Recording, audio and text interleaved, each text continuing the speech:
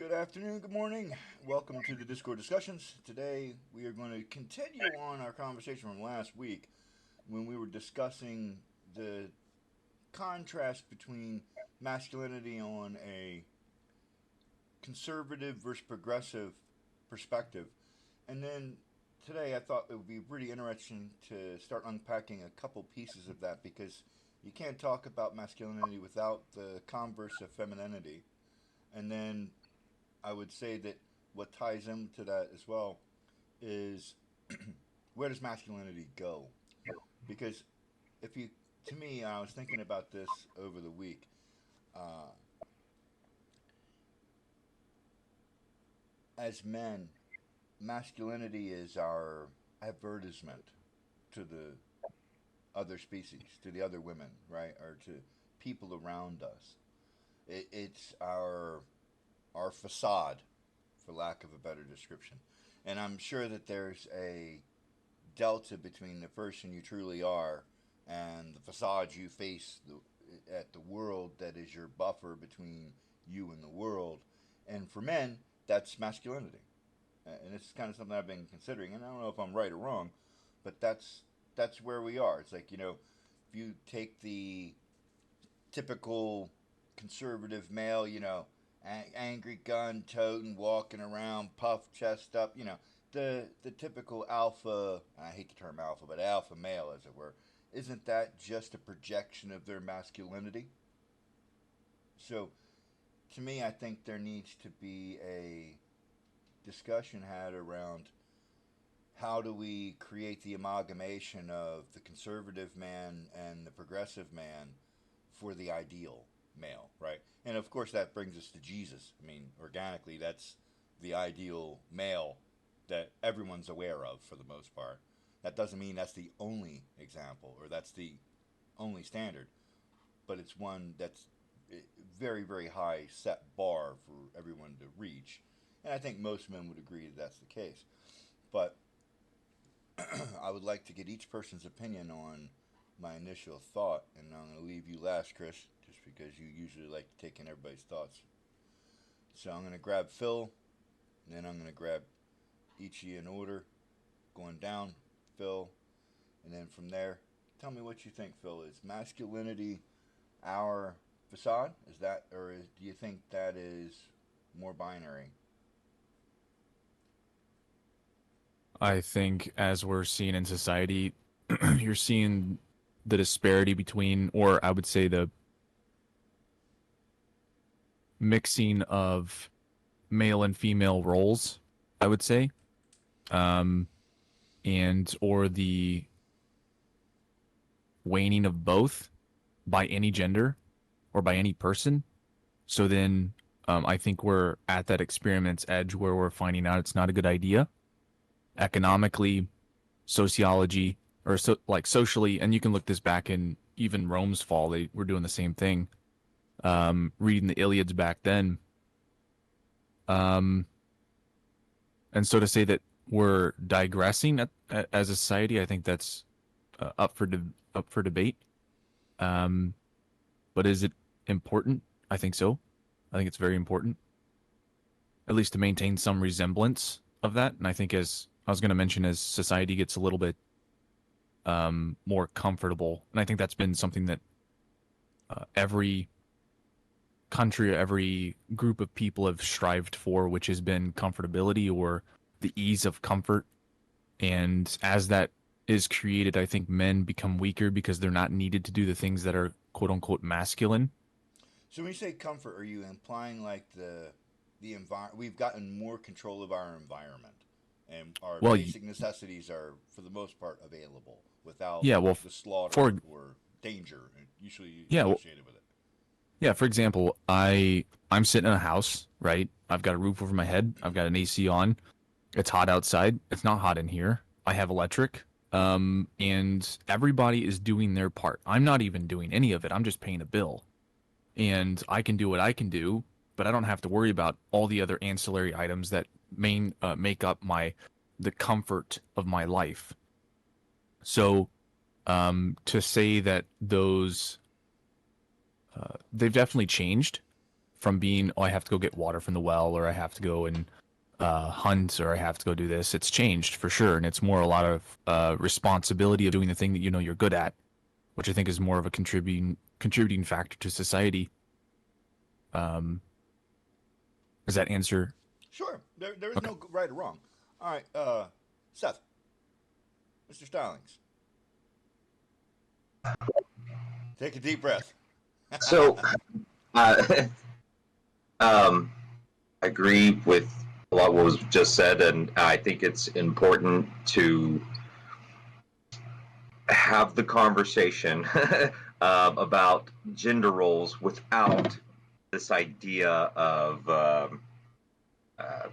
limiting people's opportunities or equality, because to what you said, historically there are roles and things in nuclear family benefits, and I think society is, or the West, maybe more so us, are seeing that. But I think it's hard.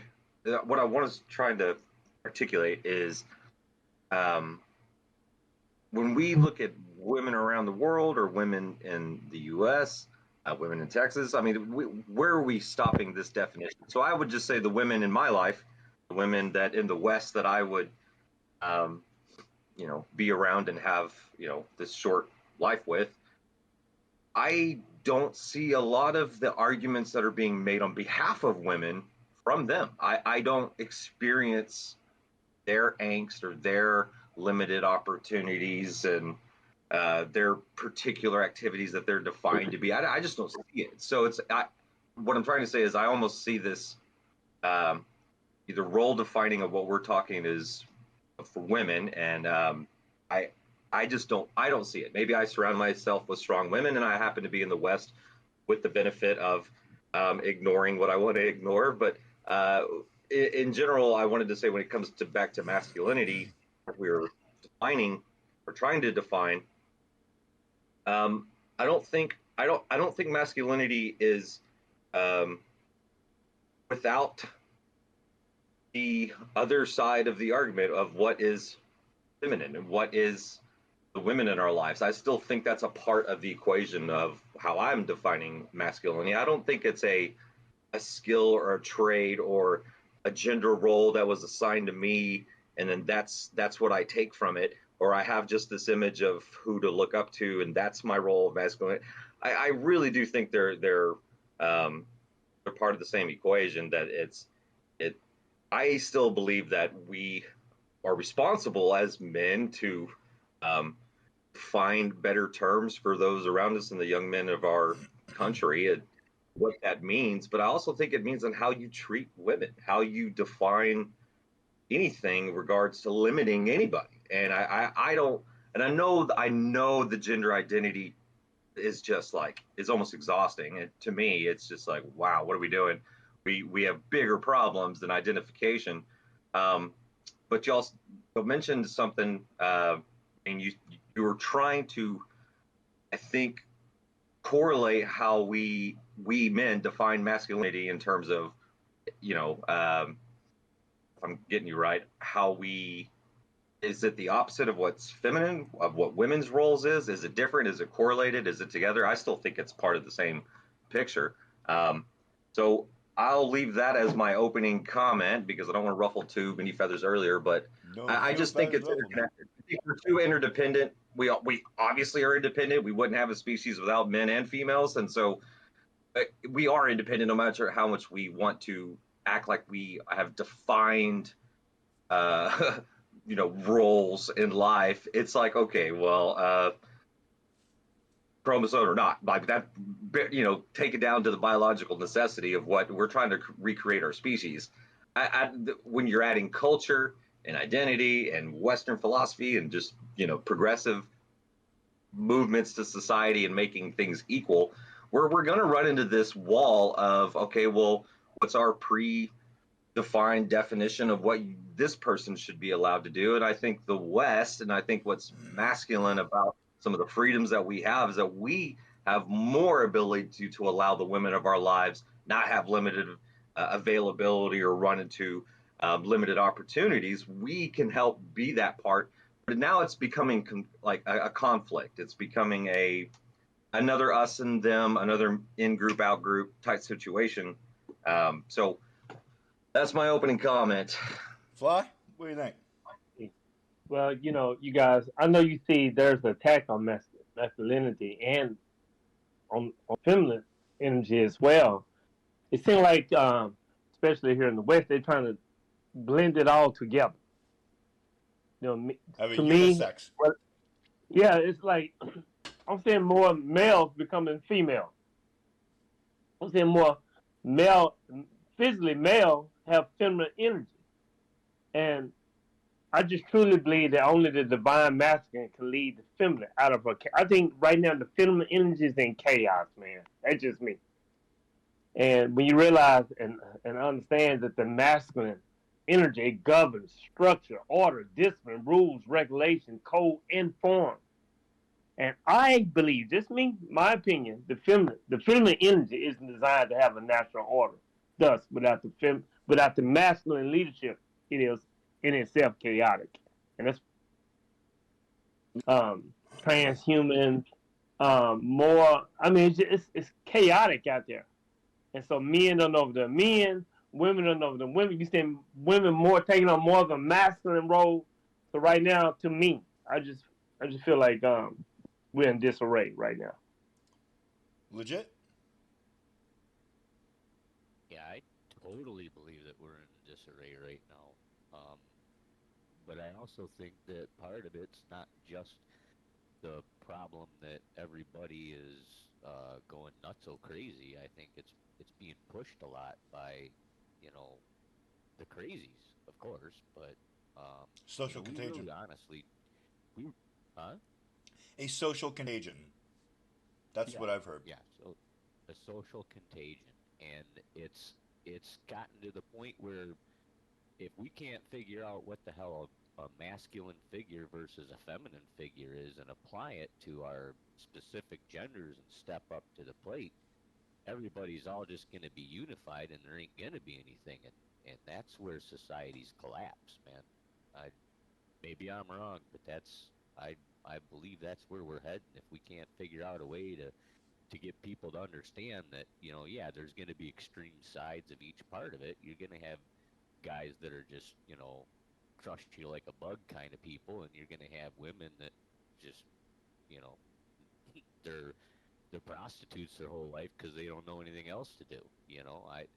I don't know. It's one of them things, man. We need a definite masculine side and a definite feminine side. I can't say that if you're a man, you need to be overly masculine all the time. There's masculine traits that people would consider feminine, and there's feminine traits that some people would consider masculine. But at the same time, just because there's a blending somewhere doesn't mean that everybody should try to be in that blended portion. We still need to stay to our sides and stick to what we actually are. Without that, we're all going to collapse, man. I believe it 100%. Chris?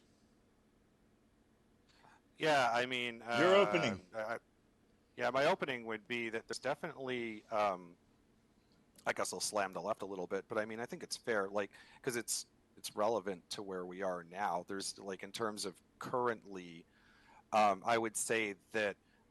So if we talked a lot in the last time about like John Wayne and about the classic icons of masculinity and their flaws and their limitations and stuff like that, but also their strengths. And so you can say that those representations of masculinity are no longer in favor amongst, say, Hollywood. So in Hollywood, my kind of the big question mark I have is like, so even just like not even to be mean about it, just trying to be fair, like what is the leftist slash liberal, politically left, fictional representation of an ideal current masculine man, and heterosexual, of course, because we're going to be talking about the 95%, not the 5.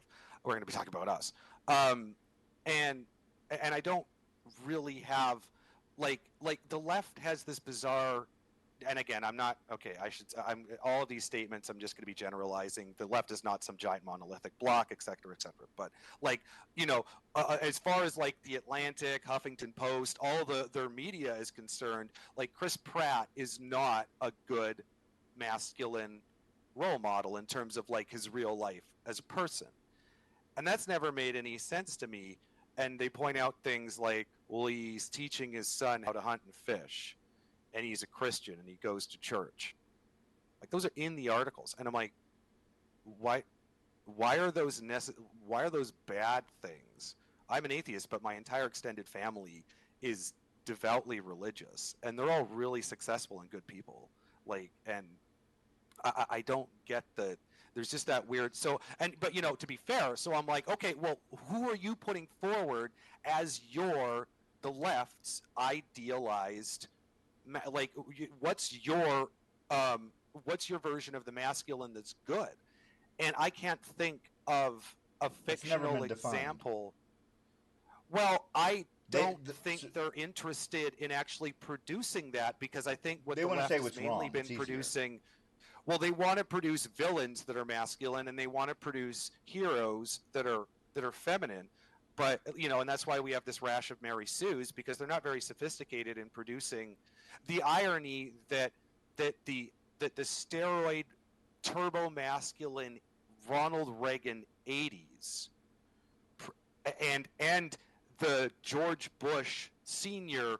early 90s gave us all of our greatest fictional true feminist heroine icons in movies.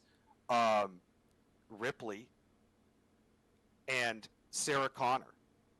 I mean, they're still they stand alone.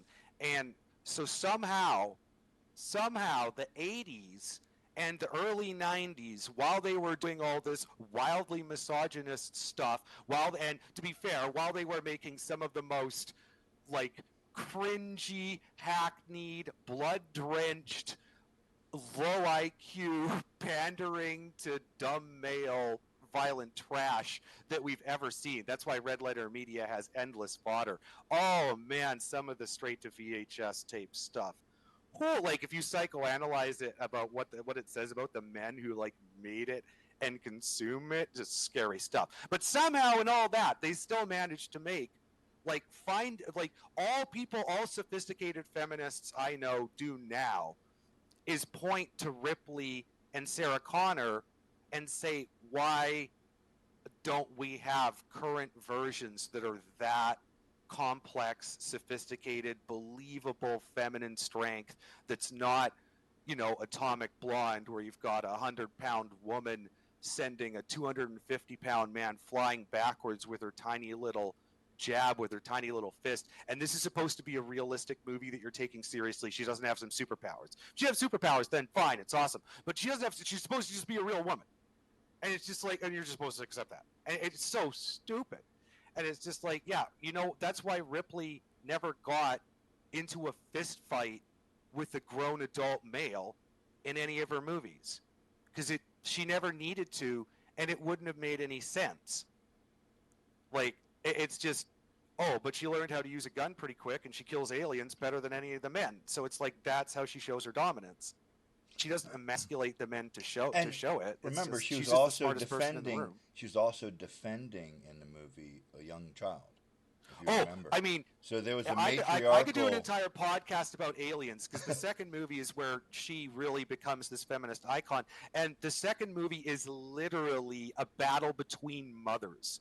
Yeah. It's between Ripley, and so her family was taken away from her by her 60-year hypersleep. Now she's got a new family. She's got Newt, her adopted survivor daughter, and she's got Hicks, her fabulously okay, so let's talk about Hicks for a second, because I just suddenly realized Hicks in that movie is maybe a really good place to start with, like now it's not a leftist. Well, it's not leftist representation. It was out of the 80s, but it is by that director who put these wonderful feminist movies together, who was married to the actress who played Sarah Connor. So maybe these are fairly feminist representations. And Hicks, played by Michael Biehn. So I think he is one that encapsulates a lot of what I think a lot of leftist and right-wing women would find attractive now, where it's like he's very calm, he's very quiet. When he speaks, his words are well chosen and serious and impactful. Um, he's genetically blessed. Michael Biehn in the 80s was a very handsome man, but he's not arrogant. He's not pushy with his power. But when things get a little too chaotic, like when Hudson's really losing his shit or when Vasquez is getting a little yelly, he like puts his foot down. Okay, let's knock it off. But it's never like abusive. It's always to the greater good. So I think that He was a break when necessary male. well, I think if you can think of like, so here's a really rough binary or a really rough metaphor to use just for this like time and moment. If you can think of representations of masculinity in one sense having a sliding scale of aggression. So we can say aggression. We don't want to be judgmental to either side. So we're going to go aggression on one side and calmness on the other, rather than passive. Calm, aggression. So it's good. These are both good things for a man to be. But there's a tension between the two. The more aggressive you are, the more calm you're not. I mean, it's just naturally the way it is. So if we can say that like representations of masculinity such as Conan's going to have the bar's going to be slid way past 50%. He's very aggressive. He, as the women say, he leads with red. He's his African name would be Antoine de Mela, he who greets with fire. He's coming in hot, right? So and then on the other side you could have say Sherlock Holmes, where he's very calm, very rational. He has the capacity for violence, but he's loath to use it. And so my prediction would be that that's our x-axis, y-axis time. So it'd probably be better if we did it the other way. Point being, I think going into the future, that the aggression, the ideal amount of aggression, or even say the maximum tolerated in our fictions as found desirable by women, whatever metric you want to use, I think that aggression bar is going to slide more and more and more towards the calm, because I think that it just, in a future where force multipliers are going to be increasingly powerful, our fighting is going to be increasingly done by machines, by robots. We're not even going to be there. The consequences of uncontrolled aggression, aggression generally increases chaos, I would say.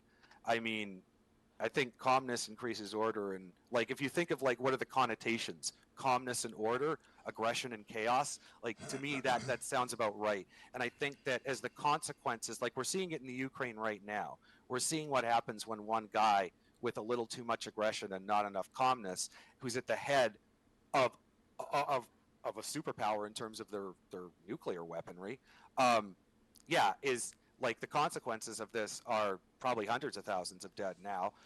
The world closer to World War III than it's ever been before, et cetera, et cetera. So I think going into the future, maybe I'm just being optimistic, I would hope as well that I think women, they are the choosers. And I think men as well, hopefully, are just going to be like, hey, the last time we followed the guy who was really strident, who was really yelling, who was saying some pretty crazy things. The last time we followed that guy, it turned out to be like, if you're like some Russian, like let's just project into a future where I think we can all agree that however this Russia-Ukraine thing ends, it's not going to end up having been a good thing for Russia or the Ukraine.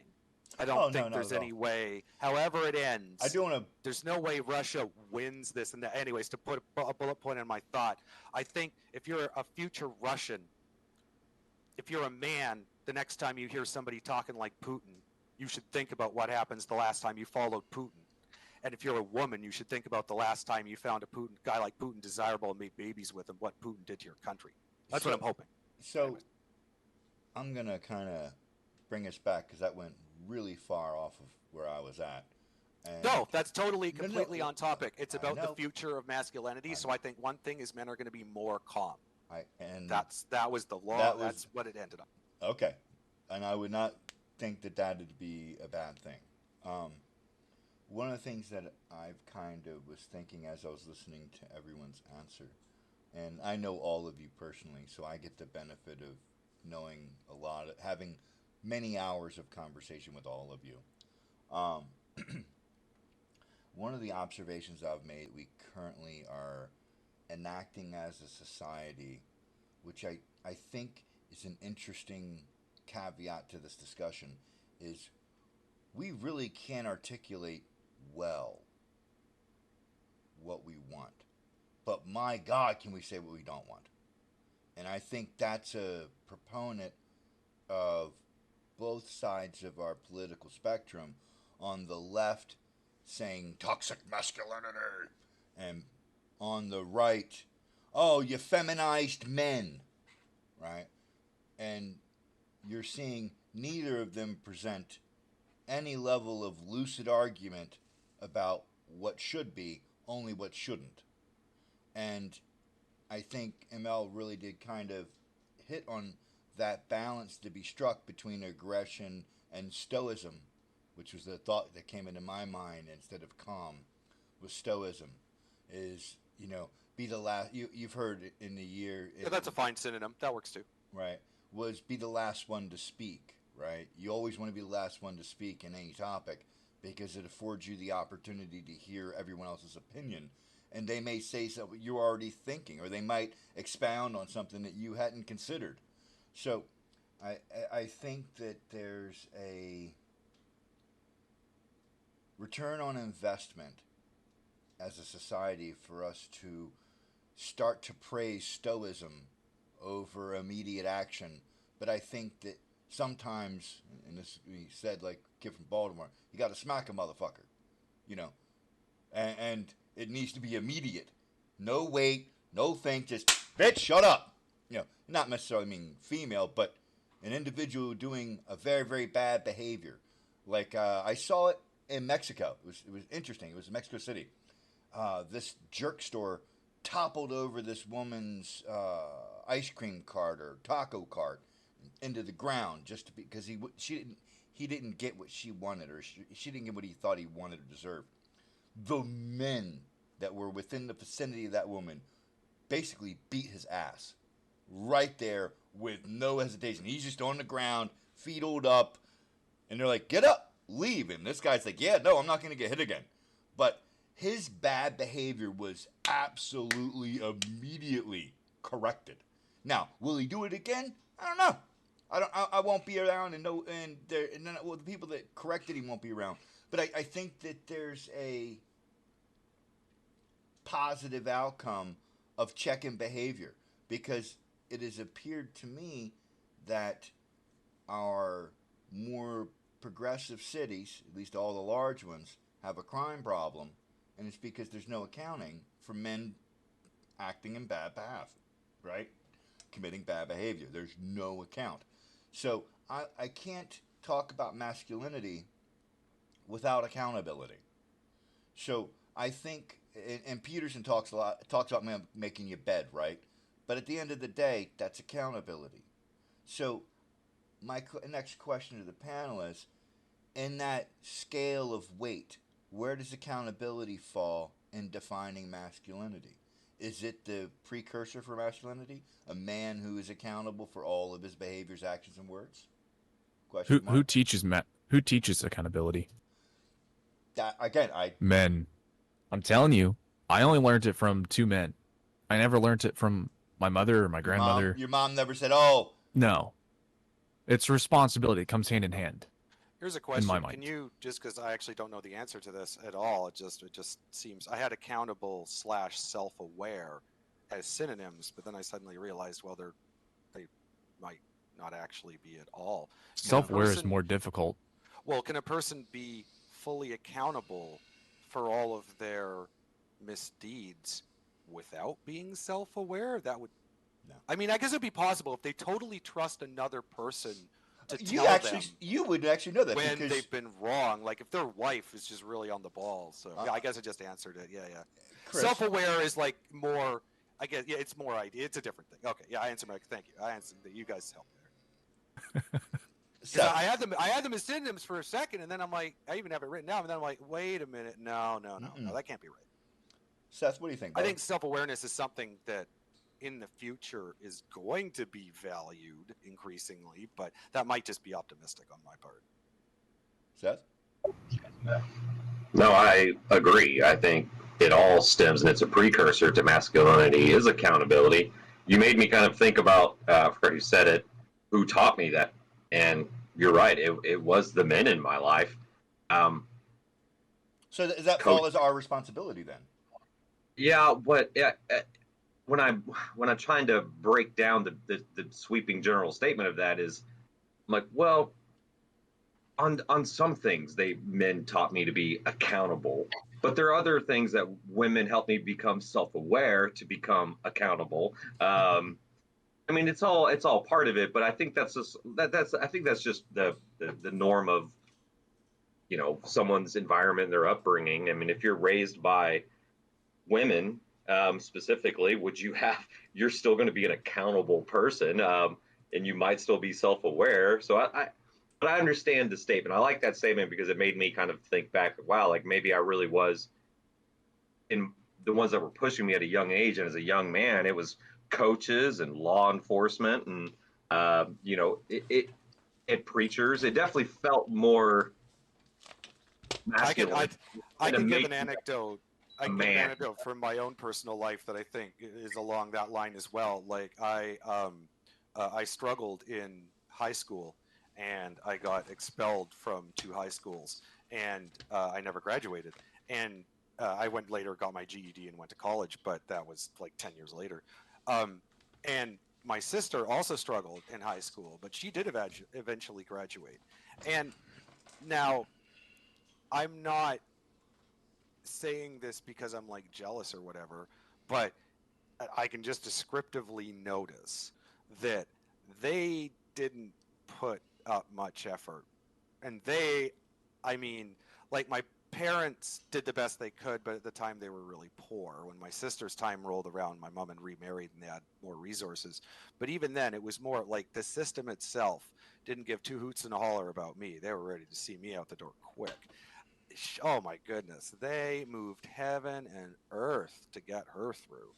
And yeah, I think that the feeling really was just kind of like, you're making these choices. You said you were going to choose differently, and then you broke your word, so you're out.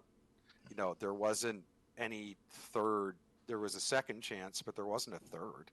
And I saw, I'm not going to throw my sister under the bus specifically, but just anecdotally, because that's what I've seen throughout my life. Like, the expectations, of men is the way higher than women. Women aren't accountable for anything, but we're not going to go there yet. I want to get. I want to get Fly's answer, and I want to get Legit's answer. I think then we'll go there. Biologically, they're accountable for a lot. I mean, they care of the kids. It's literally in the next segment. I promise you. Fly, do you think accountability precursors masculinity? Yes. No. Of course. Of course, yes. Well, here's a challenge to the no. What is a masculine male who answers no to that look like? Can we think of like a fictional example? Life gonna teach you to hold yourself accountable as well. Life experiences. Well, yeah, but the guy, like, we're not talking about how you learn. We're just talking about, like, does it have to be there? However you learn it, through School of Hard Knocks, through your father, whatever, does it have to be there in order for you to be masculine? Is it like an irreducible part of masculinity? No, for you to be a human being, not just masculinity. So you women suffer. So you think femininity requires accountability? Oh, I see. Oh, fair. Oh, I see. That could be. I think everyone should have. So then your answer is yes. Yeah, it would be for masculine. Yes. Yes. But you think it And applies for on both feminine, sides? which I agree with. Yeah. Well, women, they have a proclivity of not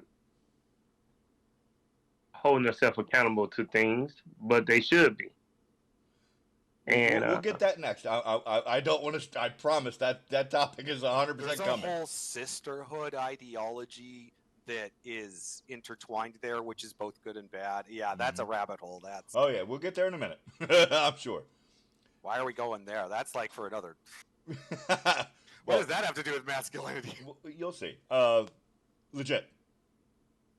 Yeah, I do think that you have to be self-aware in order to claim that you have any type of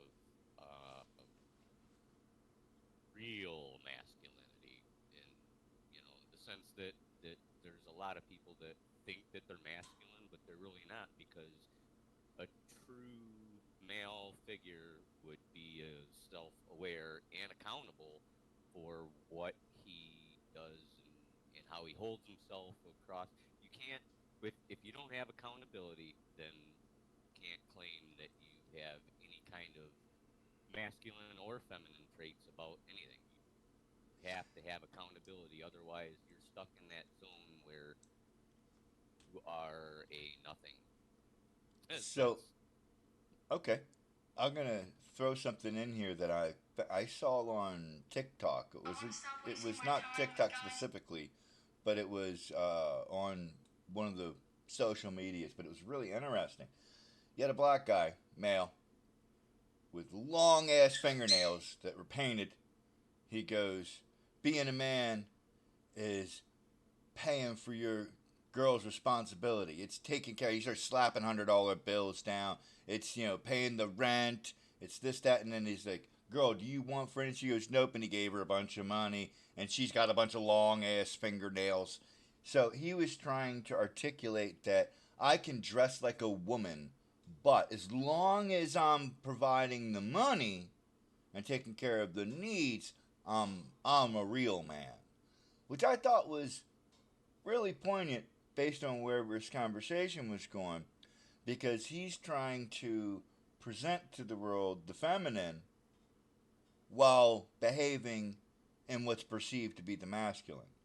Whereas I had a lot of issue with that because, yeah, no, men don't wear long fingernails, and you know that's not a that's a that's a beauty um, ornament for women.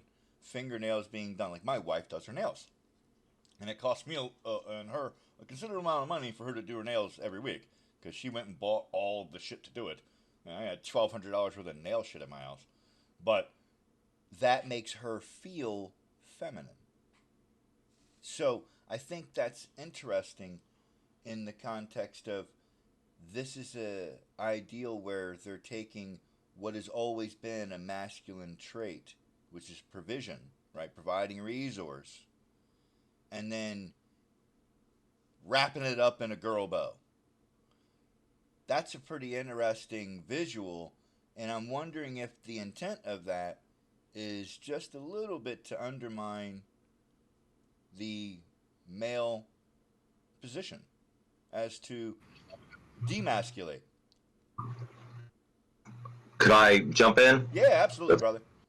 I just thought it was perfect timing based on your statement. So I came into my house. This was last Tuesday. After work, I'm tired. It's hot. It's Texas. I come in. The AC's roaring. I'm like, thank God. The wife's been here. The house is cool. Oh, my AC in my car was spritzing out, so I was just miserable. And I come into the house, and my wife's got her shotgun on a little small table, and she's cleaning it. And the first she looks, she's like, "Hey, baby, I gotta go. I just broke my fucking nail. Excuse the language."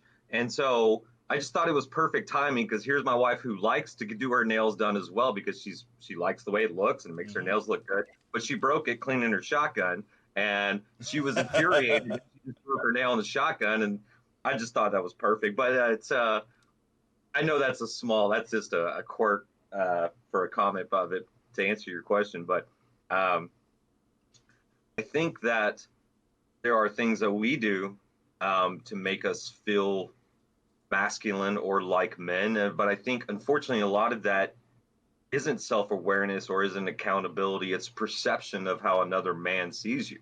And if you are fragile enough to be pushed over and everything about you is defined by that vision, I don't see the value in that personally. But I say that, but then I have moments, of course, where you need to, I say, prove to be a man to your friends and your boys and the men in your life. Um, those moments do, tend to resolve quickly. They're spikes of aggression, and it has nothing to do with accountability or. So, like, I just we can't pick and choose uh, when we're self-aware and accountable because we're being masculine because this is a masculine trait. When really you're doing beer bongs and doing stupid stuff with your men in your life because you're defining being a man or being part of an in group. I would say that not that I'm disagreeing with people's ideas, but we got to take the bad of the masculine in every one of these statements because we're doing that on the other side. The gender role of a wife is to this and feel that and protect the child, but media and I lived in West Hollywood, by the way. I moved to West Hollywood when I was 18 years old, trans capital of the world at the time, and I met some great people, and I had culture shock for sure. But it as a little redneck in boots, guitar player. I mean, I was out of my depth.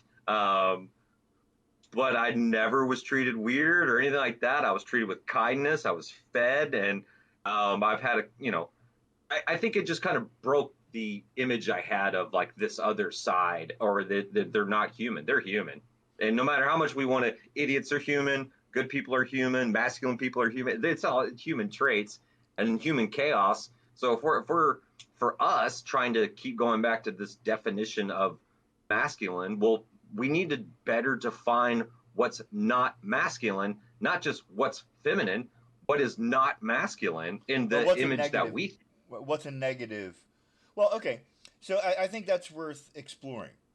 I'm going to ask each of you for a singular response.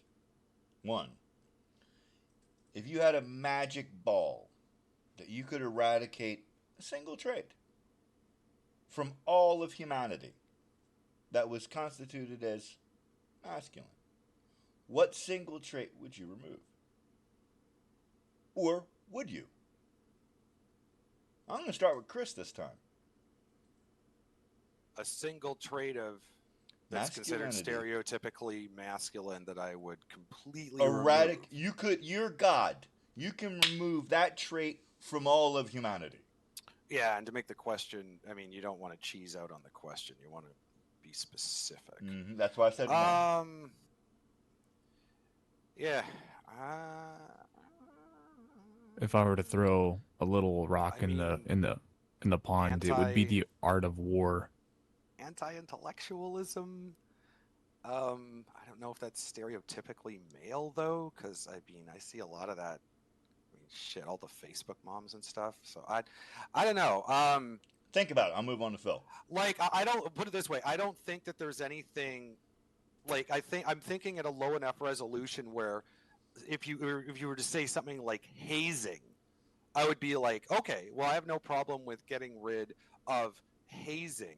But if your definition of hazing is so general as to include just like a slap on the ass in the locker room, then it's like, okay, well, or like mild pranks, you know what I mean?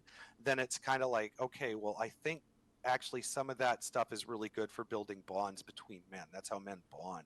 So I would be loath to remove any part of masculinity in totality. What I see it more as, again, is a sliding scale where I think going into the future, we want to take things that are more tilted towards the primitive, simple, and aggressive, and we want to tone those things down, and we want to bring the other sophisticated parts of masculinity, and we want to bring those more into the forefront. That's my general feeling. So that's my answer. Seth? I'm sorry, Phil was ready. Go ahead, Phil. I threw it out there, but it's just the art of war. It was taught a long time ago. it's been only perpetrated by men. It's of course had its fulcrums being women, of course, but it's only been perpetrated by men. If you were to lose the art of war, what would society be? Seth? Well, I, they just rediscover it. Seth? Well, that's what it's saying. If you were Yeah. God and you could remove it. Right. Yeah. So there's no conflict. So let's narrow that down to conflict. No, It's women know war. how to fight. Yeah, I know, but what he's trying to remove is the conflict element amongst men. What do you think, Seth? The one trait or element we could remove from masculinity that I don't see value to the person or to society is the suppression of emotions. That I'm not saying, and that doesn't mean that the other side of the pendulum is just extreme emotion and being an emotional wreck. It's not what I'm saying. It's just how the value that I don't think we benefit from suppressing emotions. I don't mean not being strong for somebody, not being. Well, yeah. Can you differentiate that from like stoicism and calmness? Because repressing emotion is an inherent part of those things. So we don't want to throw them out, right? Well, I would like to consider myself a stoic, and I do believe the obstacle is the way. And I can look at some of the old philosophies and take value, and especially, the Right. We don't want to do all the stuff of stoicism because some of it's really crazy. I'm with you there. Yeah. Yeah. So, well, I mean, with anything, but I think what I'm trying to say is that if there's any trait that I would like to remove, because I see value. I mean, unfortunately, I see value in aggression. I see value in a lot of things that we are trading masculine. But what I don't see in context how it's good for society to say it's okay to suppress truth. And we were saying that's emotions, but that's a person's truth and how that hits them. So I think it's a cantankerous idea to say that it's okay to bury things. Now, I know most men would say, "Oh, just suck it up, rub some dirt in it, get out there." That's fine. What I'm talking about is the suppression of uh, emotions that range from love or vulnerability, conversation, um, being transparent with people.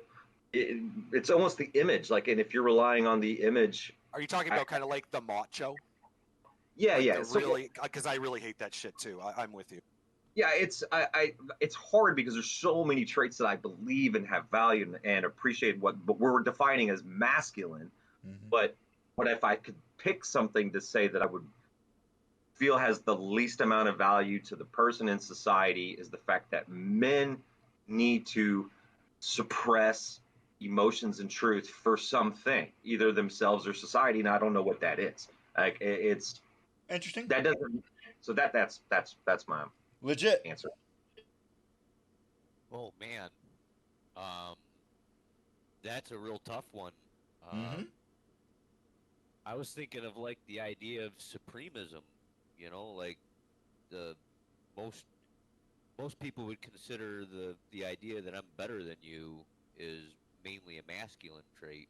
Some women do it too, but all these traits we're talking about, some women do. Even the art of war, but uh, the idea that I'm better than you, the supremacy part of it on on multiple fronts. There's people that believe my race is better than yours. There's people that oh, I'm stronger than you, so I'm just gonna kick your ass. I think that idea of supremacy, like I'm better than you, would be a trait that I think could be removed from the idea that I don't know though, because it does benefit us to some degree I'm in gonna that. I'm gonna get everybody's answer, then I'm gonna tie it all together. I promise. Okay. Fly. Yeah, like the brother said, I feel like the lack of empathy. I read this great book many years ago, and the name of the book was that Boys Cry Too. And I think we're taught at a young age to suppress our emotions. You take a 4-year-old little girl, you take a 4-year-old little boy in the park, and they both fall down, skin their little knees. And when the little girl and the little boy come running towards the parents, right, twins, and the little girl get greeted with, "Hey, it's my princess, don't cry, baby, it's okay, it's okay." And the little boy, "Hey, stop! stop that crying. You're a big boy. So we're taught at a young age to suppress our emotions. So we grow up to be men. That's why we can't, a lot of men don't know how to talk. They don't use empathy. They can't express their feelings. They were taught not to cry. It was taught at an early age to man up when they were boys. So that's my answer to that. So, I appreciate everyone's answer, and I had said I would tie it all together. And to me, I don't think you can eliminate any single trait of masculinity, because I think all of them that you all mentioned, they bring some positive as well. And I think if you were to remove one of them, you upset the apple cart. I agree with you, Fly, and with Seth, and you guys are right on about a lot of the art of war, not being able to use our emotions, and I think that there's an ROI to that. So, for that 4-year-old example, as you said it, it occurred to me that we're preparing that child to accept adversity as a man, can maintain his composure or his stoicism or his calm, so that he can assess the situation and then make the best decision for for himself and those around him, because men are generally the ones held to account or in charge, right? That's the organic role that we seem to fall in. Women fall in the role predominantly of nurturing, right? So to me, each of the traits that we're talking about here, um, like the art of war, yeah, well, with that is self-defense.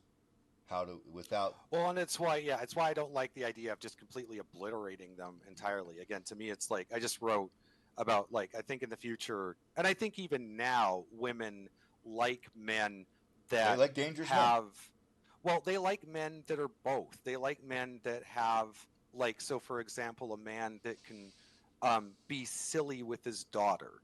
Like he's got a 4-year-old daughter and she wants him to play house on the floor, and he's like And he just waits being for her tea silly. time. Yeah, exactly. Yeah, play. Yeah, I like has tea time with her, and he's being very silly and loose and open with his emotions, and that's exactly what she wants him to be like in that moment. But then in a different moment, say There's a like boogeyman in she's her gotten bed. in a car accident, or yeah, someone's breaking into the house, or like there's some kind of active shooter or what in the mall or whatever. Like in that situation, she wants him to be able to repress his emotions so that he can be calm, cool, and collected and make the best decisions. Like that's, and it's, to me, that's not an unreasonable ask. That just requires a bit of sophistication from men. It requires not just, so I guess that would be, yeah, maybe that's a good way of putting it. There's a difference between emotional repression and emotional control.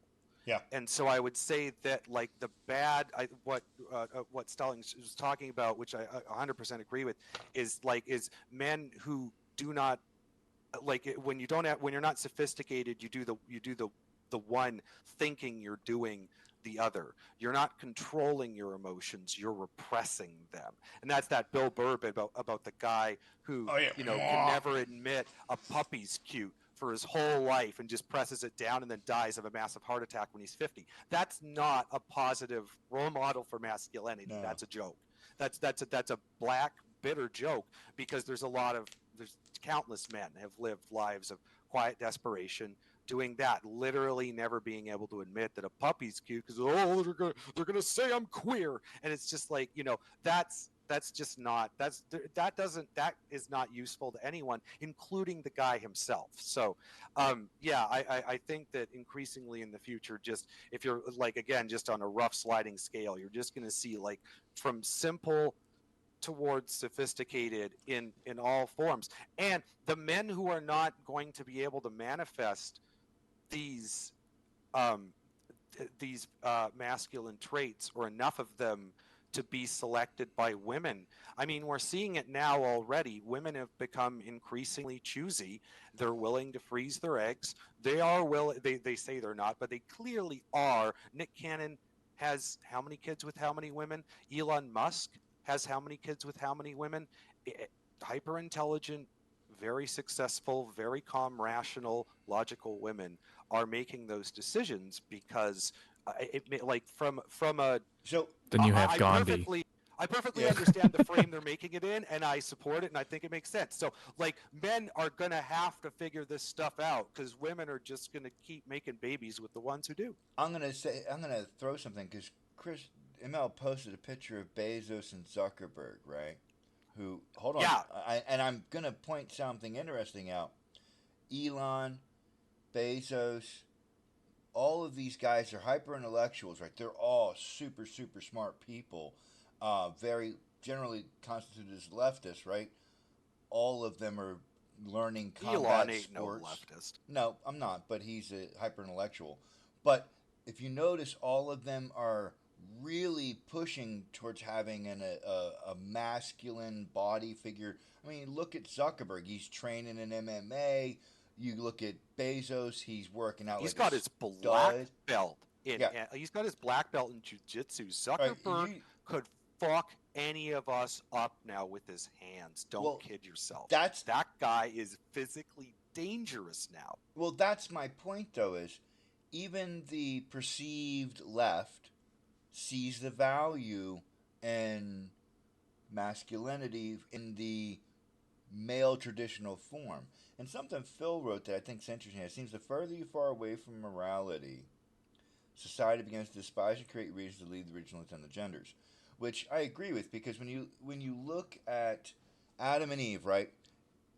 If we accept creationism for a minute, at least in the concepts of this podcast, okay, so that I can make a point without going into the argument of creationism. If You're just not going to convince anyone who's not a Christian by citing Deuteronomy. I mean, come on. right, But yeah, go ahead. But my point being is, It's also the Quran, and it's also in Buddhism. It's also in Catholicism. So I all mean, you can kick it religion- around wherever you all like. religion, You can say Any ancient established wisdom religion, tradition. any Judeo-Christian. established religion, it doesn't matter. Well, So- because any religion that went against it wouldn't be tolerated. It's like it's ipso facto true. oh my God, you guys are. So And is off. there a reason for it? Hold on. Yeah, Please. men are bigger and stronger, and it can enforce their will through violence. Yes, but I was going to If actually. women were bigger and stronger than us, everything would be in the inverse. So here's where I'm going to ask.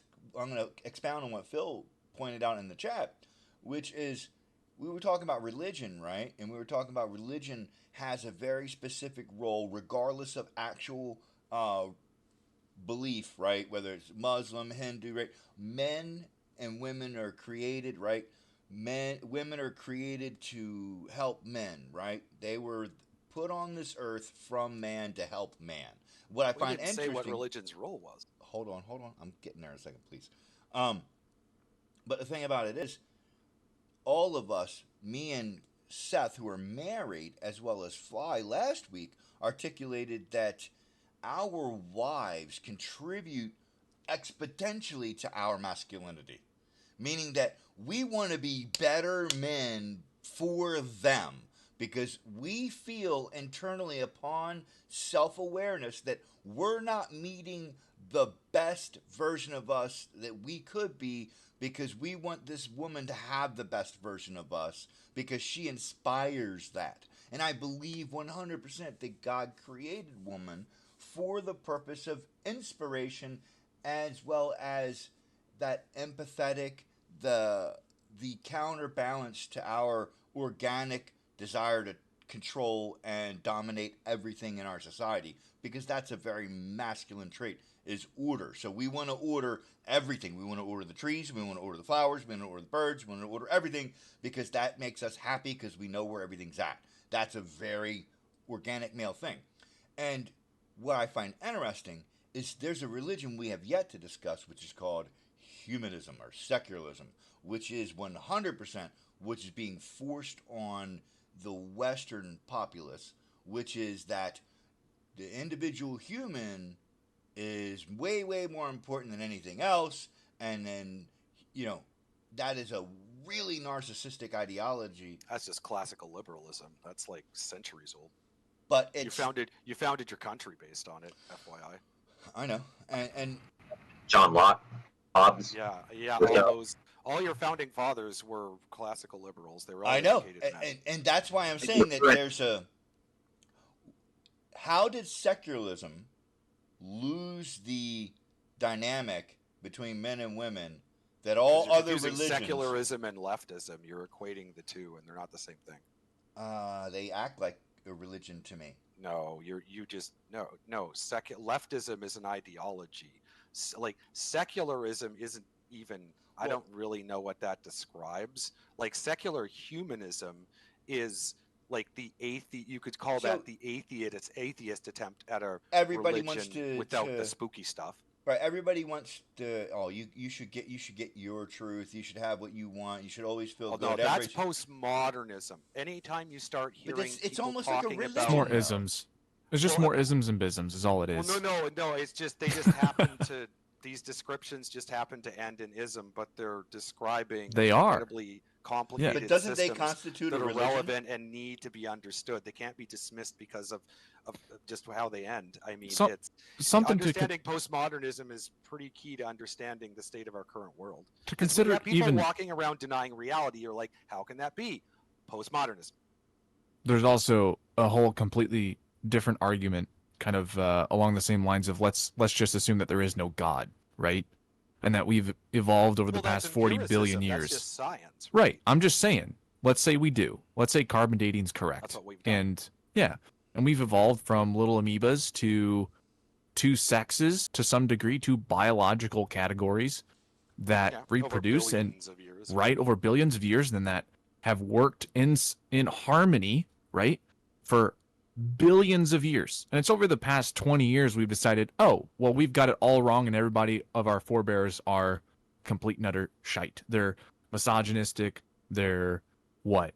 That's the postmodernist scrupulous assholes, right? Reinterpretation of ancient history using our modern ethos. It's like insane having and stupid, which it's is like why they're ignored by the rest of the scientific community.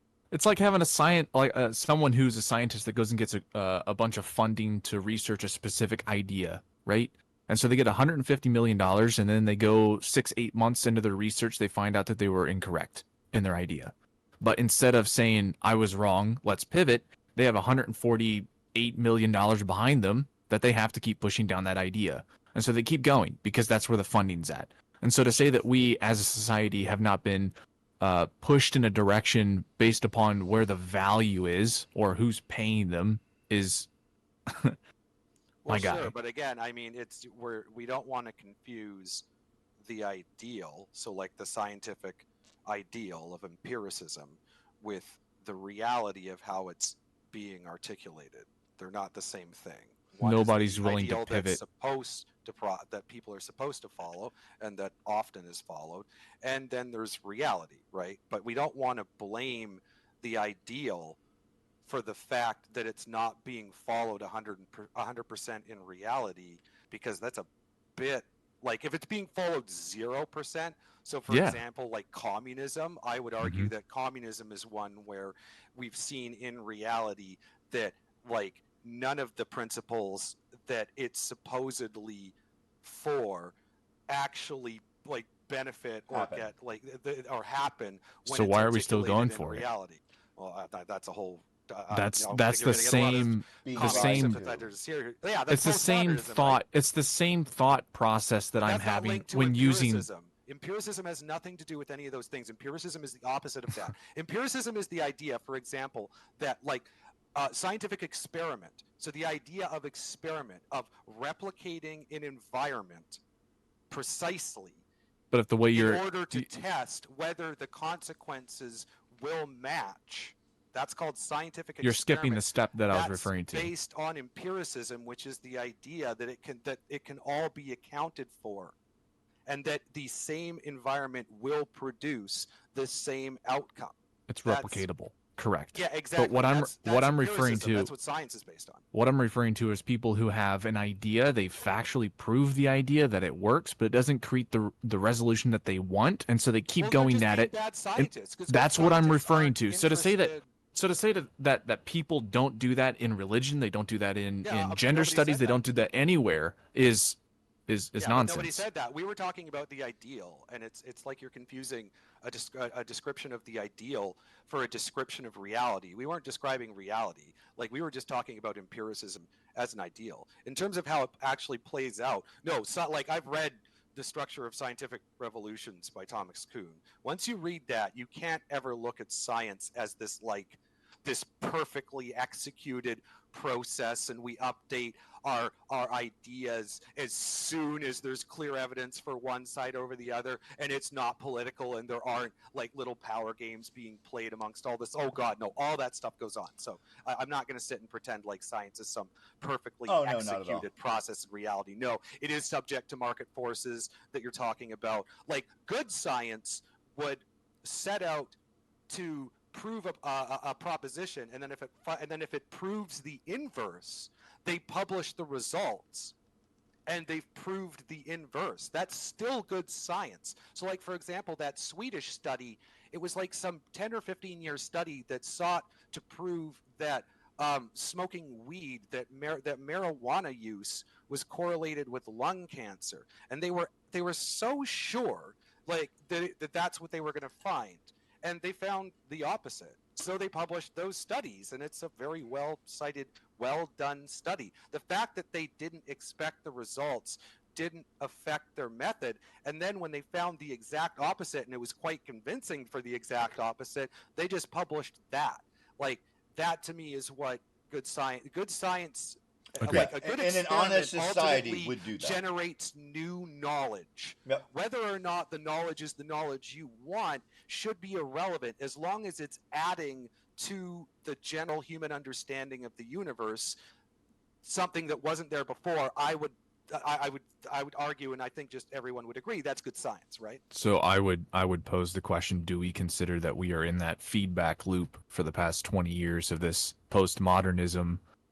Postmodernism doesn't touch the physical sciences much, if at all. Like, the physical sciences ignore all of the claims coming out of, like, the liberal arts as a general rule. Like, when Thomas Kuhn in the 60s published The Structure of Scientific Revolutions, it definitely caused some controversy and made some waves in the physical sciences, but no actual physical science was derailed, slowed, or any way changed by the pronouncements of the postmodernists or any of the gender theorists, or like they say things like, for example, that Western math is racist. Western mathematicians don't give a shit. You know why? Because they don't care about pronouncements about math from non-mathematicians.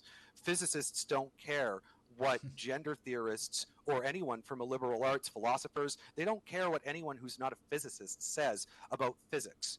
Can you prove it with math? If you can, then can you prove it with the tools of my discipline? Then go ahead and do so and collect your Nobel Prize and become famous. If you can't do that, then I'm not interested in listening to you. So yeah, the physical sciences, I'm happy to say, have progressed relatively untouched, at least so far, from this postmodern nonsense infecting the liberal arts. There's a clear divide between the liberal arts and the same concept. I'm going to interrupt for a minute because we've been on this now for 15 minutes, and neither of you are going to concede either point, and neither of you are.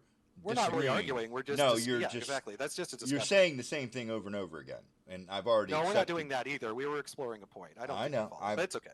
I did. But it was a bit arcane. We got in the weeds. A little bit. So I'm going to bring us back a little bit, and I want to touch back into the idea that our religious beliefs tie into our masculinity, our culture, and the lack of religious beliefs tie into our current chaos. And I think the masculine represents order in our society and has since its inception, and I think that was intentional. So there's a lack, right? We stripped away the religious structures that's where I'm substructures to our society. How do we get that back? And then we didn't replace it with something anything of equal ubiquitousness and better and just power. Like, there's this idea of secular humanism that's actually very well developed and very, like, you can be a secular humanist and live a very good life, and it's very congruent with human flourishing. The problem is nobody's ever heard of it. And there is no method of instantaneous transmission where it can take the place of that religious substructure that was torn away. And that is, to What do you me, think, that's Seth? the big problem. If everyone knew what secular humanism was and could just recite its tenets, like, then everyone would just do that and it would be fine and it would replace religion and we'd just sail on. But that assumes secular humanism is a full replacement, by the way, which I wouldn't want to defend right now. But point being, it's an impossible hypothetical anyways, because that's not how it works. No. So yeah, now I don't want to say that like the rise of secularism means you're going to have a rise of chaos, because I don't think that's right. It's more There's that evidence of it.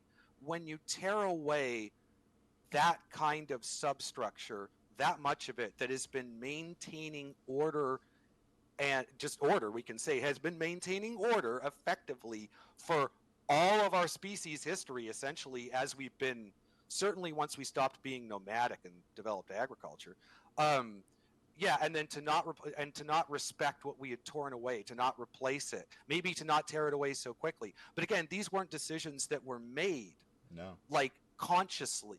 This was all stuff that happened organically that we're looking back on now, and it's so easy now to like concoct conspiracy theories and say it was determined. There was some shadowy group of like leftist Marxists that Oh, yeah. and they wrote a paper, Unintended so that consequences. means it's in effect. But it's like I think that's hopelessly Seth, jump in. conspiratorial.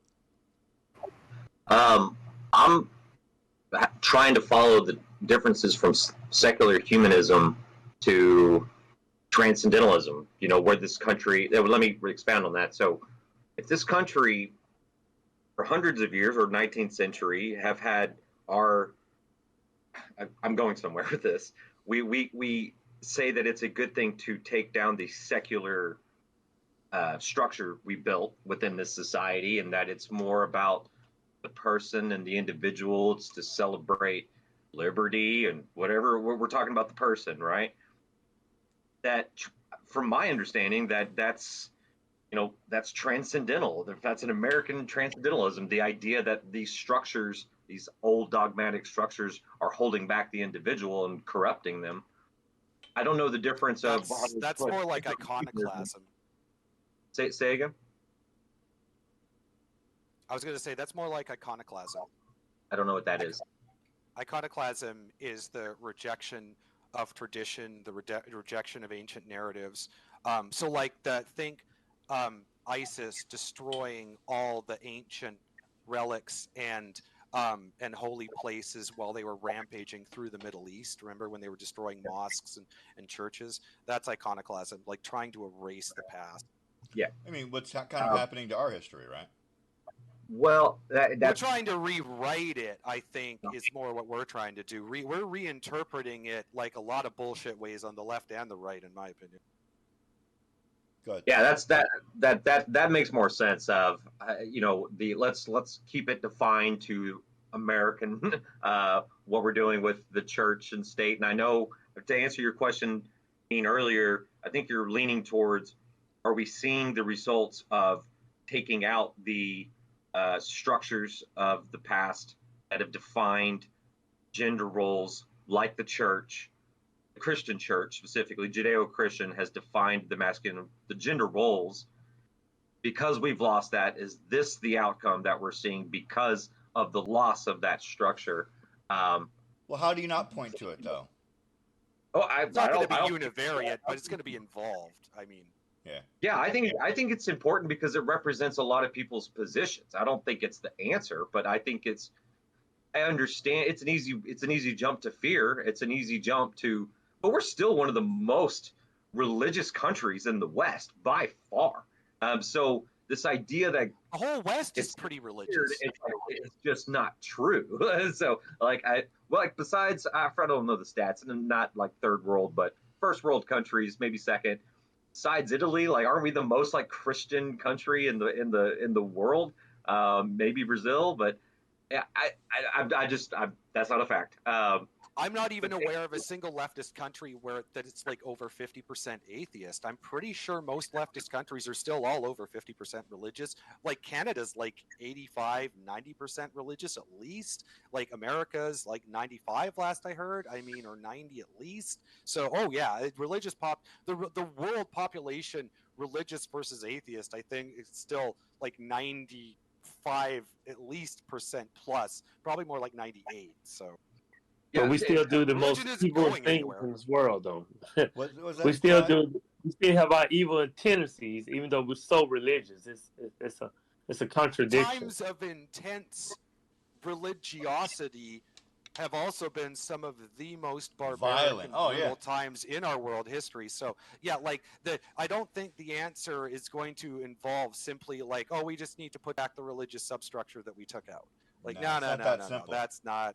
That ain't the way either. Like now, certainly looking at some of that, looking at what we took out and identifying what should just be put back in, or what can be like adapted in some form to be put back or put into the future, or what we can come up with to replace it. Like all that is good. It's like you want to do an autopsy of a failure for sure. Like, okay, we've had a partial building collapse here. Let's look at what led to it and let's fix it. But we don't have to use the same materials. We can use better materials. We've made some advancements since we first built that building, you know. I think the conversation when it comes to religion, and I've kind of thought about this because trying to communicate with people without just saying, oh, well, there's a God and you have to believe in him, etc., right? Is the question Go to of hell what... if you don't. Scary. Yeah, it's like what tenant in biblical, I guess in the biblical canon, do you disagree with and why, right? And if you can summarize those, then once you answer the reason why, it'll circle back around to where we stand now, which is the epitome of the issue that we have, from what I can tell. And I haven't been fully convinced on my own theory, but it seems to be that a lot of people want to be good, right? And so they look to the Christian, Judaic, or the biblical perspective to some degree when it comes to morals, but they don't want to accept it as something they should follow because it's not progressive enough. It's not forward thinking enough, because we did that 1,500 years ago, which is understandable. And so that I'm still trying to figure out from people of different perspective. What do you think there, legit? You've been quiet for this last few. There's a lot of time. Yeah, I'm taking in all this. Got like 2 pages of notes so far. Yeah, I'm trying to figure all this shit out myself. It's yeah, everything everybody's talking about is good stuff, man. I don't know how to add to it right now. That's And that's just, okay. man. I'm always surrounded by such intelligent people in the stream. You know, Just whatever's last in your head that you were like engaged with, and you just kind of go from there. That's, I think, what we all do. yeah, I hear you. I just put a thing where I think that a lot of, I don't know, it's a I can't state this like I'm asserting it, but it seems like I'm on the right direction. That a lot of, again, it's about sophistication, where a lot of women, like hetero women, obviously, enjoy a lot of like the toxic male traits that they complain about. It's just like they're not complaining about like they're going to articulate it. They're complaining about the trait, but I really think what they're complaining about is like the intensity of it, and it's just, I think, like the more like aggression is one, just as a very general one that gets beat up a lot, like that gets a lot of hate. But I think that sophisticated expressions of masculine aggression are actually quite desirable. Like a guy who, I don't know, like he's successful at work, but he also does like Ironman triathlons, you know, or he's also, you know, like he boxes or does MMA or something like that. That, I think, like that's a little bit of aggression, but it's well tempered, but it is there. And I think that is where, as opposed to the guy who works a part-time job because he's trying to make it as an MMA and he already has CTE and he has a prison record, et cetera, et cetera. Like, it's just, that's where you can see like the balance is towards too much aggression, not enough sophistication. You're not making this work in a balanced way. And it's reflecting in your personal life, etc. So I think that there's a lot of, I think that, and it's kind of reflecting your question before, same thing, where it's like every time I thought of one male trait where I'm like, well, I don't like that. What if we got rid of it entirely? Well, as soon as it was entirely gone, I was like, ooh, kind of missing it, because there's some things it did that were good if you just did it in the right context and at the right like intensity, just a lower and more sophisticated expression of it, it would actually be really, it would work well in that situation for you and be well received. Um, so yeah, I think there's like, we don't want to throw the baby out with the bathwater. I think we've seen that a lot now in our current society, like this huge anti-bullying thing, and it's a really dark thought, and I don't like, but I think there's some kind of truth to it, because there's a lot of people that I've encountered now in my life, younger than me, who do say and act in a way that, like, they're so hopelessly naive to my perception and experience. They're like, they're just walking around with a huge sign saying rob/bully me, because, and it's just because where I came from, you just couldn't express yourself or act the way they did without real physical, without like at least the threat of physical consequence. And it doesn't do them any, here's the kicker, It doesn't do a it service. doesn't, it's not doing them good No. to be that way. If it was just a matter of difference, then I would just be intolerant. But the problem is, at least from my perception, I'm like, man, you know, I'm actually glad I got bullied a bit. Well, it changes bad because behavior.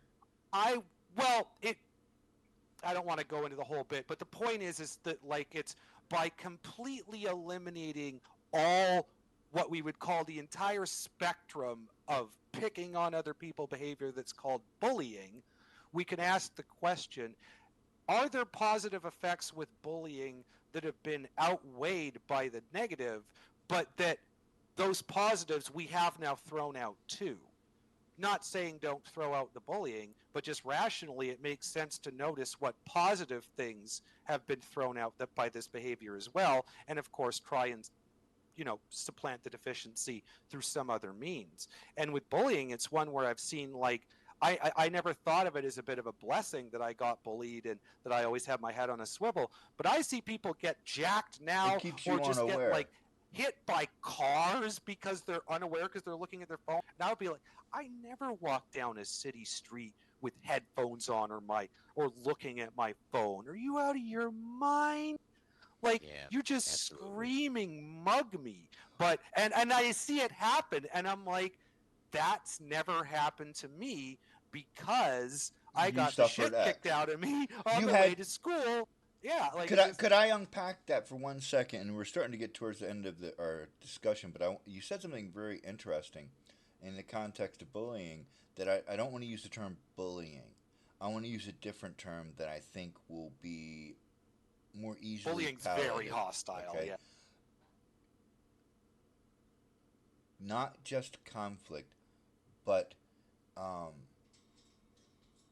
these are the tribulations or the forging of a person in their youth. These are the environmental life lessons that grabbing a hot pan teaches you. You don't want your kid to Yeah. grab a hot pan, but like, I saw a funny video, right? This mom, she's coming to her teenage son with boiling water, and she goes, "Here, take this," and he starts to put his hands under it. "No, the bottom's hot. Take this," and she starts saying, he puts his hand. "No, motherfucker, it's hot. Take the god." She had to yell at him to not grab the bottom of the fucking pan because he wasn't understanding that it's fucking hot. And it's like, in my head, I'm going, has this kid never touched a hot stove after it was done and burnt the shit out of himself before? And the adversity, and that's the word I was searching for a moment ago, is bullying is adversity. Bullying is a type of adversity that forces you as an individual, whether it's a girl being bullied, a boy being bullied, to rise up above the adversity, find your own value in you, not in what someone else said about you, but in you, in fact, and your ability to overcome that adversity. I was bullied as a That kid. that's what I agree with right there. Being a 5'3", 120-pound guy, I can completely understand and agree with what you just said. Well, and I is needed all what that I said, shit as is a the kid. inverse any good? Is there any conception of masculinity on the left, on the right, anywhere that has in that conception a thin-skinned, gullible, easily deceived and emotionally fragile to tragedy man. Is anyone desirous of such a creature? Anyone? Not that I'm I aware of. don't. I I don't would think so. Yeah, I would Seth? disapprove. From what I've anything seen, that those you guys are the say most it is. dangerous. What do you think, Seth? Yeah. I agree. I think there's value and obstacles that you've come through adversity, especially as a child when it's so important. But I honestly, I this topic's weird because I never had that. I've had the opposite. I have bullied before when I was a kid, and I messed a little kid up. You're the redheaded bully. I was, and I'm ashamed of it. And I think the value I I was a got, bully too. and I never had the adverse or wanted to hurt people. I did it more psychologically, and I didn't know what the effect I was having on somebody. And he went down a really dark path, made kill lists, got kicked out of school. I was on top of the list, and I'm like, wow. I mean, that just it put it in perspective. I was ashamed of it. I'm still ashamed of it. The bully To say that I was getting a benefit because of adversity, I think that's hard. I know what you're trying to say. Can there be? Of course, there can be. Is there really? Probably not. More likely, what you're going to get is scars that people are not going to be able to heal from for a long time. Might have mental problems that we can't really picture, and they might carry that like a man should, right, till he's 50 Dead. and dies of a heart attack. And here's the So- thing, Seth. This is a truism. The bully never remembers the act. The bullied never forgot. That is very true. Well, To this day, the people that bully me, I want to fuck them up. I still harbor violence to them. Like, if given the opportunity, I would fucking beat them into the goddamn ground without You should mercy. probably see somebody about that. I don't have any resentment to my bullies. I just, Yeah, like, see, no, half of them are I dead. don't. Yeah, I don't give a fuck. and the I'll other piss half, on their like, grave. the other half I don't know, but even if they're successful, it's just like, we're all fucking poor kids going to a really rough school. I mean, from what I saw, I don't give the people people excuses. who could bully did, and the people who Couldn't. didn't, and it was about that. Like, And it the people really, who like, did the bullying I don't never think remember anyone, it. if the situations were reversed, would have done any better. There were a few good kids, but most of the kids I was around were, they were being about as good as they could be, like, which wasn't that good. Can I pose a question? Like, we're talking a lot about childhood bullies, but what about as an adult? Does anybody care? Does it matter? And I mean, let's not act Yeah. like there's not that social pressure or Oh yeah, it worked stigma too. in the group you're in, and it pigeonholes people, and I think they're bullied in a different way. I think it's true that people can be bullied, of course, on things that we didn't think they could be bullied. You're bullied because you're a Christian. I don't think that was the norm in the 80s and 70s No. and 60s. Not at all. And I do see that happening more. I think you're bullied based on, what are your outliers? What makes you different than the pack? But what I'm trying to say is I think childhood has benefits to hit adversity. And again, Seneca, obstacle is the way. I agree with you, mean, like I see that. And I understand caring, but I do remember being the bully.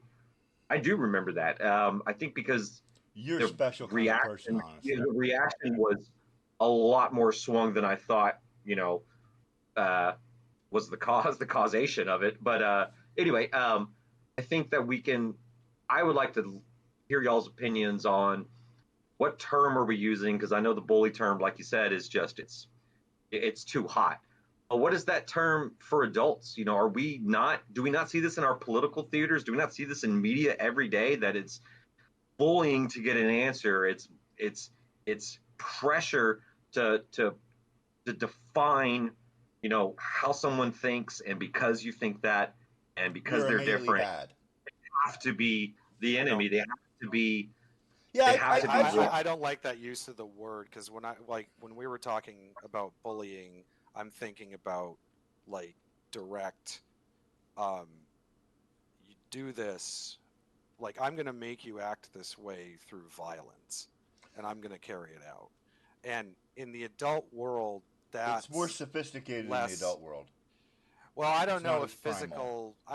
physical bullying really goes on in the adult world as much. I mean, we have access to the police and force multipliers. There's cameras everywhere.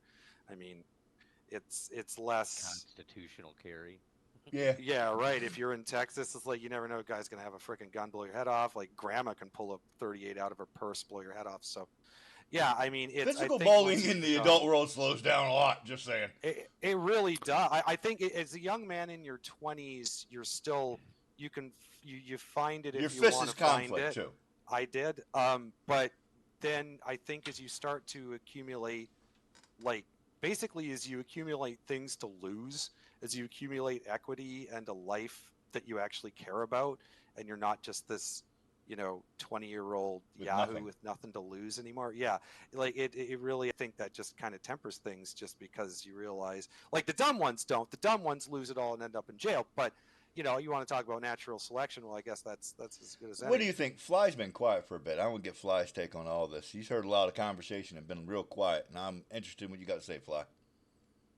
Well, I really never been bullied before. Well, we see what you look like. There's no misunderstanding as to why that didn't fucking happen. Well, I learned how to fight at a young age from my stepfather. My mom. I was in a. My mom was married for 11 years, and my stepfather, he was very abusive to my mom. So I was fighting a grown ass man as a child. So they taught me how to fight. So the children in school, in high school, I mean, I was fighting a grown man, adult. So they didn't have nothing on me, and I was small in stature. So I learned how to fight. Um, Not only physically, but fight in life, man. So I never been bullied. But I do believe that a lot of people who've been bullied, um, especially the ones that go into law enforcement, they turn out to be bad cops. So, Yeah, they tend um, to take out being bullied on the rest of the society. yes, sir. Yes, sir. Yes, sir. And the criminals pay for the bullies. That's Yeah. not that Yeah. I'm complaining about that program, but I'm sure there's some Bullying's innocents that took it too. bullying's one of those weird ones because we um, we don't have access to experimentation and replication to test our theories. So I don't know whether or not being bullied as I was in my younger days has actually given me, skills and experiences that have saved me from a lethal encounter in It adulthood. made you aware. I can't know that that's the case, so I can't have that confidence. But in terms of what I perceive and feel, um, if I could do it all again, would I choose to be bullied the way I was? Yeah, 100%, like without any Yeah. question. And it sucked. Like it was Seth, pretty would you go bad. back and be the But person you are now? yeah, Then? No. I feel the exact same way. I'd go back to being all the stuff that happened to me. Absolutely. It made me who I am, and I like who I am. What about you, Seth? Would Nobody you else has to change it? like who I am, but I do. I would change it. I like who I am, but I don't like what I did to people. I don't like. I you were don't the like. bully. Yeah, that's different. I was the bully. So I mean, and I wasn't. Let me give me some credit here. Like I wasn't known to be a bully. I hate giving myself a pass here, but I wasn't that guy. I was a big guy, and I was popular, and I liked a lot of people I grew up with. I but I was a bully to someone, and I do wish I could change that. He did not do good. After that, he didn't do good after he became quote an adult. And I can feel guilty about my part in his mental breakdown, but like, and I'm ashamed of it. So like, of course I But would change. you don't actually know the significance. Like you know that you were a part, but you don't know the significance of it. It's I, I mean, sure, but I was unless you've done his biography or something. well, I was on his. The reason he got kicked out of school and then went to our what's called in outside school suspension, basically, um, was a kill list, and I was number one on his kill list. So, yeah, that messed me up because I'm the Columbine years, right? So yeah, school shootings and stuff were very serious, and I had to take It was not like an anger management. It felt like an anger management thing for it. I had my own issues with the law at that time, and when I was a minor, and I would definitely change it because I don't buy the idea. I mean, I understand like the butterfly effect. I love my life. I love how who I am, but that doesn't mean I love what I have done. And so, and I don't think it was, people have told me I put a lot of weight on myself for that. There's other situations. I saw a murder when I was 12 years old. I froze. I did nothing. I froze like a non-masculine something. I just froze. I literally was stuck in my tracks. I remember the first time I froze when I thought I shouldn't have. It's so Yeah, emasculating. it's so, and granted I was 12, and I go back to like what happened. I was 12. I wasn't a man. I was not that I wasn't accountable. I saw something that just completely wasn't supposed to be, and my brain went to, and so I can look at those moments that I can enjoy who I am, but bullying and freezing are not things that I would uh, say that my masculine traits I got some benefit out of. I would Yeah. surely Well, and change. those were like decisions you made too, so they're like, to me it's like being bullied wasn't a decision that I made. But when I ask myself, would I, if offered the chance to go through it all again and not be bullied, knowing where I ended up now, would I take it? And I would say no, because honestly I would feel like I'd be making myself more vulnerable in the future for not A having weaker had version of you. those. Well, you're certainly a less, well, more vulnerable, Yeah. just because less aware of the potential, for, yeah, like the first time I got robbed at knife point, I froze, I completely froze. I had no idea what to do. I didn't, like, I knew intellectually, if somebody told you, are you aware that human beings can go up to other beings with a knife and get their wallet? I'm like, yeah, of course, duh. I've read Oliver Twist. But knowing something intellectually versus like living it in your life, knowing it, I didn't know that like it could happen with such a frequency that, oh, it's just happening to me right now. And after that, yeah, it's like, it's, yeah, you just, it's knowing it versus living it. And knowing it intellectually, I think that's why, it's why wisdom comes with age. It's not because age necessarily brings wisdom. I know lots of old dumbasses. I know lots of old people that never learned anything in their lives, and they're still dumb now as the day they came out. It's not a necessary thing, but it's necessary in order to get wisdom. You're going to need time, because you're going to need time to run the experiments of your intellectual theories against the ultimate judge, which is reality. You need time to do that.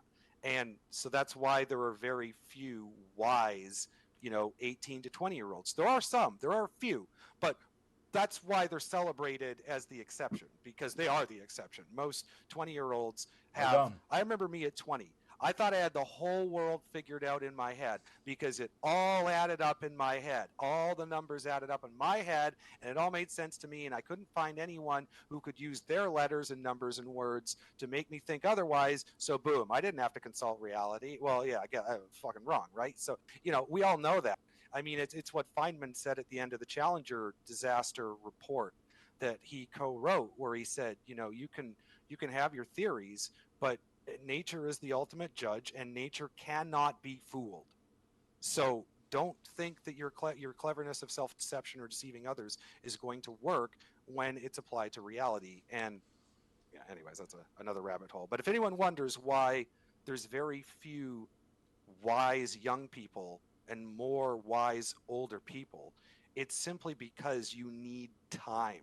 That's why, like in D&D, you have intelligence and wisdom, right? You can have really high intelligence but really low wisdom, and the game's wise enough and well written enough and understanding of human nature enough to make that separation, because they clearly affect things differently. And yeah, like having a wise young person is almost impossible. Like Well, they almost have to fluke their way into it. And by the way, when you find that wise young person, do they ever come from some privileged, rich, sheltered upbringing? No, they usually come from some shit. They usually come from somewhere. So I'm gonna chime in for a minute. We're at an hour and 40, and I'm gonna sum us up and close up the topic. As I think we've exhausted the initial topic and have kind of ran down a couple of rabbit holes, all related to masculinity and its future. And I think ML, if anything, highlighted one of the bigger takeaways for at least me in this discussion is that we should look at traits much like a sliding scale or a continuum, right? You've got two sides of the scale, masculinity and the lack thereof. Because I don't want to necessarily say the lack of masculinity is femininity, because I think femininity is an entirely different topic. I think femininity is its own thing and should never be confused with masculinity.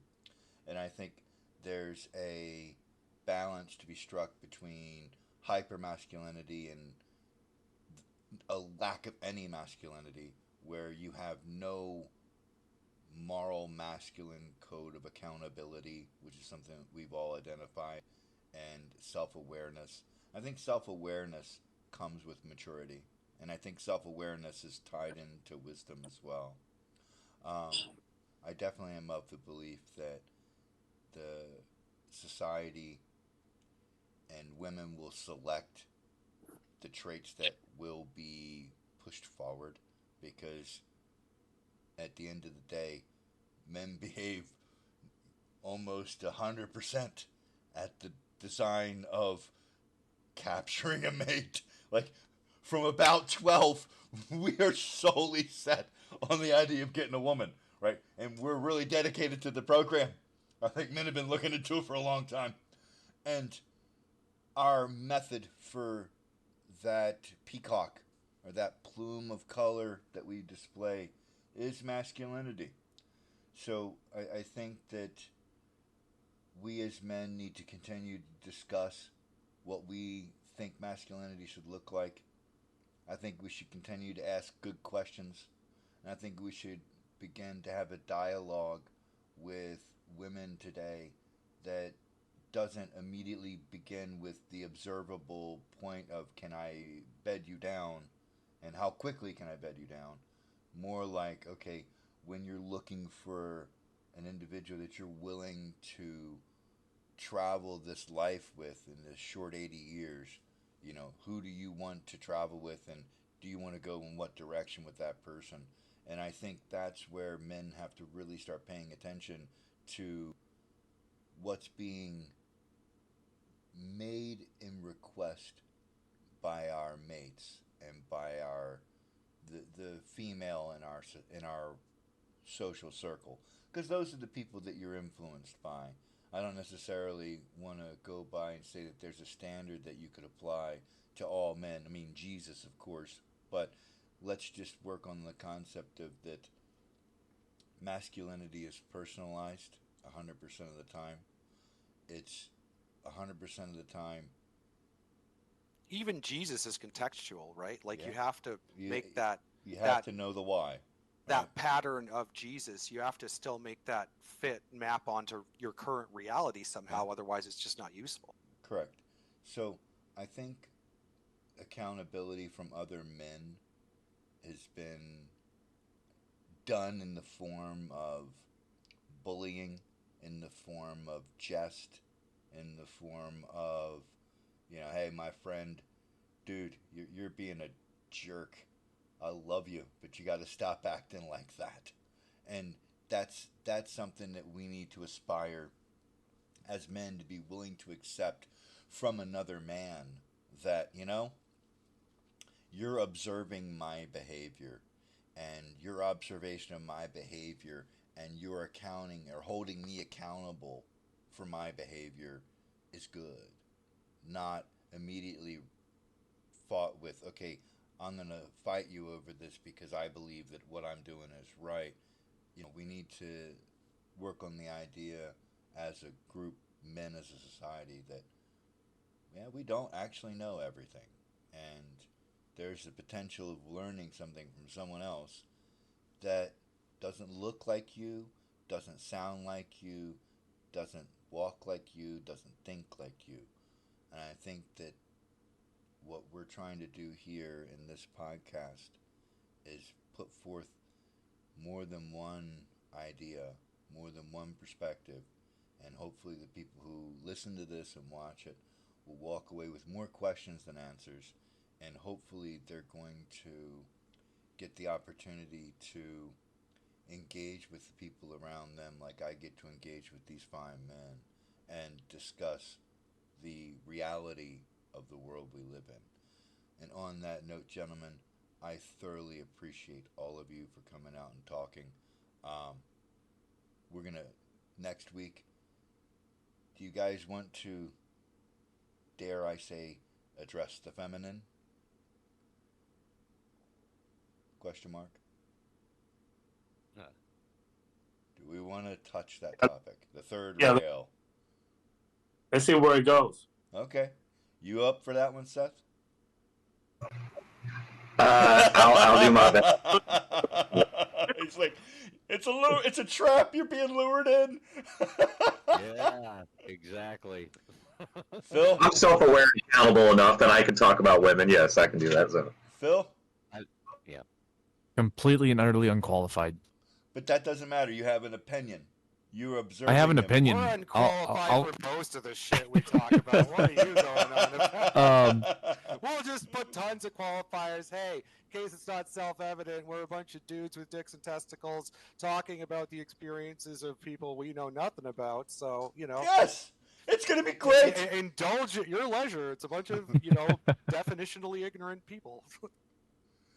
All right, gentlemen. I'm gonna close up the podcast. To everyone who watches us, we appreciate you. If you have comments, please throw them in there, and we'll try and address them on the next go around. Thanks again. Let's hear 'em.